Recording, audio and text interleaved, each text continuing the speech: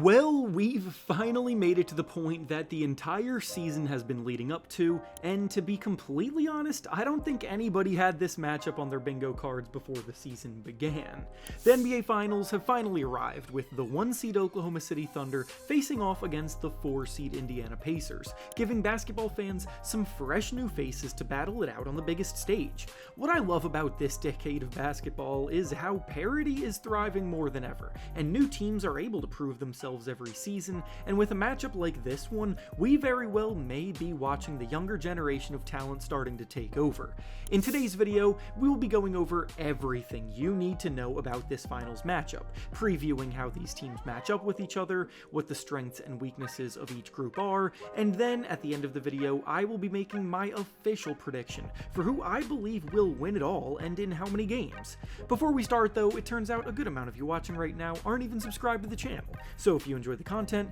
consider hitting the subscribe button, as not only does it help out a ton, but it also very much appreciate it. Now with that being said, let's begin.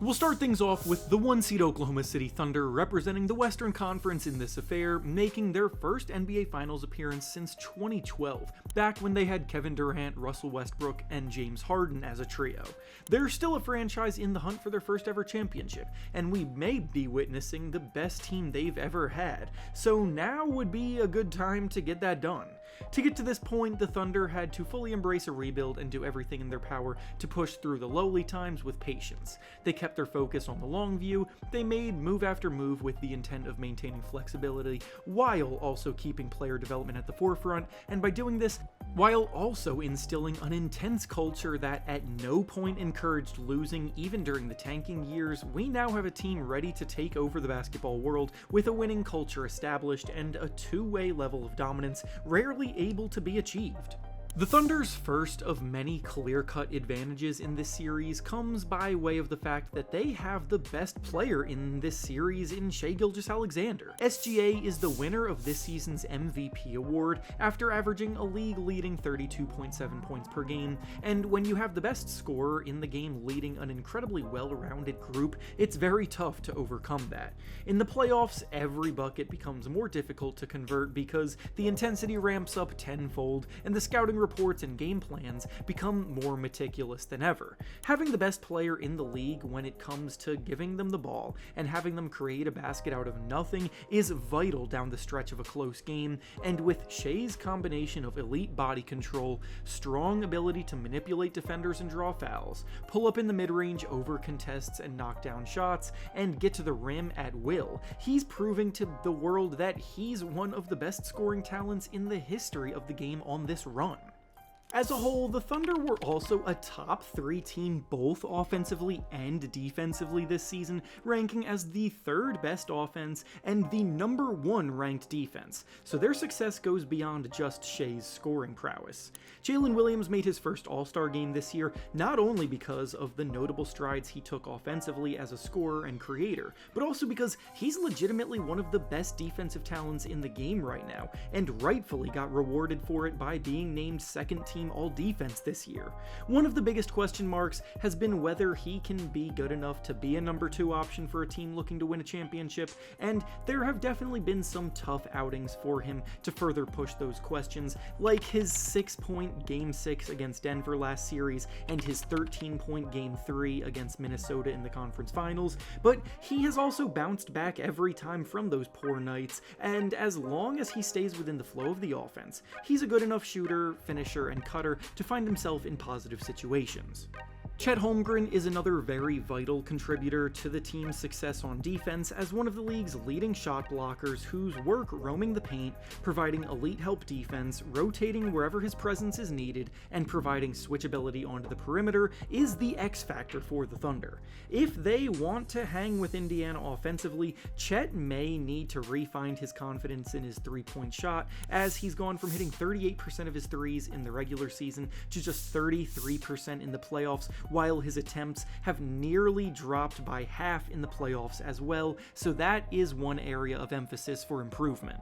Overall though, the Thunder have the best supporting cast in the league with a ridiculously deep bench unit and role players that can fill in and provide positive minutes at every position. Elite perimeter defenders are plentiful, with guys like Lou Dort, Alex Caruso, and Cason Wallace taking turns hounding opposing ball handlers. Isaiah Hartenstein is a rebounding machine who can handle the beefier big men on defense. Aaron Wiggins is a spark plug of a scorer off the bench who can ignite the offense if things get too stagnant, and Isaiah Joe catches fire from three every now and then for another added element for a few minutes. That actually brings us to the big weaknesses that need to be discussed for this team though, as their overall spacing can sometimes limit what they want to do on the offensive end. In the playoffs so far, the Thunder have hit just 33.6% of their threes, which is 4th worst in the playoffs, ranking only ahead of the Magic, Pistons, and Grizzlies, who all got eliminated in the first round.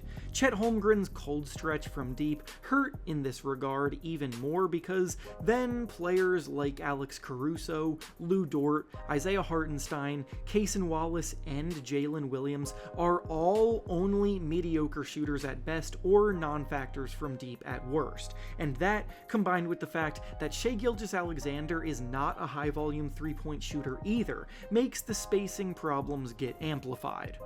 Now, to switch over to the representative of the Eastern Conference in the NBA Finals, let's discuss the Indiana Pacers. Before the playoffs began, I don't think a single soul would have predicted that they would be the ones facing off against the Thunder in the finals, and after their run to the conference finals last year, the Pacers somehow remained the league's most underrated team. Sleep on them if you want, but this is a dangerous group that has earned their right to be competing on the big stage right now. Everything they do starts with Tyrese Haliburton, who is someone bringing back a style of play that actually contributed to me falling in love with the game of basketball, with that style being the elite pass-first point guard archetype. Players like Rajon Rondo and Steve Nash were some of my favorite players growing up, so in an era where every guard nowadays seems to be forced to embrace the combo guard score-first mentality, it's incredibly refreshing to see a point guard like Haliburton achieving success at the highest level, playing how he plays. He is of course an incredible scorer in his own right, but he runs the offense, getting everybody involved, spreading the wealth, making those around him better by drawing most of the defensive attention, and then setting them up for high quality looks with on-point passes.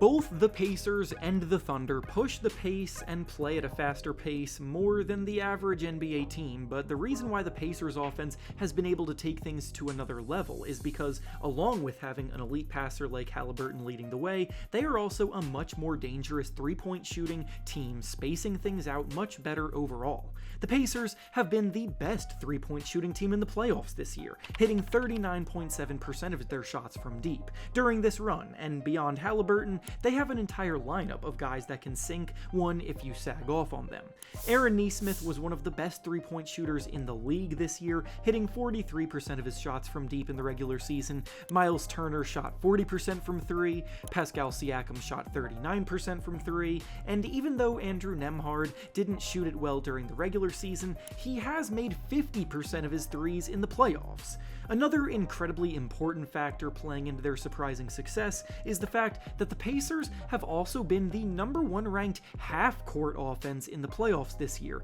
meaning they are scoring at a better rate than everyone else when the game slows down, and in the NBA playoffs, this is arguably the most important stat of all. The game naturally slows down a ton in playoff basketball, and in crunch time, converting in your half-court sets is king. Tyrese Haliburton is a wizard at creating points out of these sets, either for himself or those around him, and Pascal Siakam has been an incredible #2 option who can score from the post, spotting up, or slashing against mismatches. We witnessed Aaron Nesmith put on a crunch time heat check for the ages in Game 1 against the Knicks, proving he's not shying away from big moments. Miles Turner has even taken some of the load onto his shoulders scoring the ball. TJ McConnell has been incredible spelling Tyrese Haliburton and even playing alongside him for brief stretches as the ultimate energy guy who won't be outworked, and all of this makes the Pacers a real contender. Now, as for the weaknesses, the Pacers' defense is not really anything to brag about, ranking middle of the pack 14th in the regular season and 9th in the playoffs. Miles Turner has always been a good shot blocker, but he struggles a bit with physicality, so someone like Isaiah Hartenstein may bully him on the glass. They don't really have a lockdown defensive stopper to stick on Shai Gilgeous-Alexander to slow him down, and their backcourt is a little undersized. They're a very athletic group with enough depth to keep energy high and successfully keep their best players fresh, but there are definitely some shortcomings that can be exploited with them. Now, all of this leads us to my official prediction for who I believe will win the finals this year. I think this is going to be incredibly exciting basketball on display, watching a dominant offense face off against a dominant defense, with both groups playing fast-paced, up-tempo styles, but ultimately, I am going with the Oklahoma City Thunder to win the finals in 6 games. I think the Pacers will put up a much better fight than many expect, but in the end, the Thunder are just too well-rounded on both sides of the floor to be taken down, and they've been the best team in the NBA this season from start to finish. And with that being said, that's all I have for you today. Make sure to like the video, subscribe to the channel, and comment down below who you think will win the NBA Finals this year. Thanks for watching, and I'll see you all next time.